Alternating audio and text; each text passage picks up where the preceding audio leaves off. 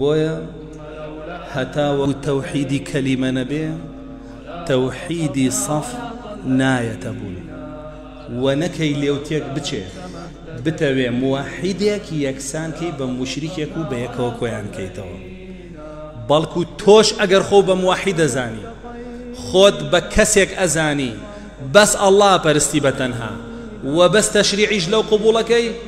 ابي خود بريكي لهمو مشركك چونك الله جل جلاله لقرآن فرمان من بيكا فرمي قد كانت لكم أسوة حسنة في إبراهيم والذين معه أي إيمان داران جو بقرن إيوة بيشنگتانية بيشواتانية بيويستان بمشركين وملحدين نية بين خويان بكنت بيشنگ و بيشواي إيوة دينكتان وكو أوان بيروكن نا إبراهيم عليه السلام كرسول الله صلى الله عليه وسلم فرماني بيكراوا شوياني كذا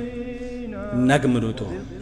ثم أوحينا إليك أن اتبع ملة إبراهيم حنيفا وما كان من المشركين وحيمان بوكر دوي فرمان من بيكر دوي كشوين إبراهيم كبي أي رسول الله صلى الله عليه وسلم كأو موحد بو مشرك نبو لقل مشركين يجنبو بويا فرمي ايوه بيشنگتان هيا كإبراهيم عليه السلام وأوانشي لقل يابون لا إيمان داران لواني الله ينجل جلاله بتنها برست كتشيان كرت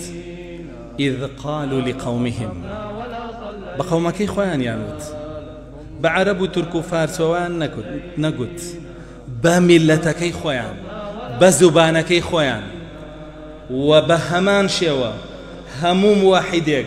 بو ملتي خوي بزباني خوي بيالتي إذ قالوا لقومهم إنا براء منكم يا مبرين ليتان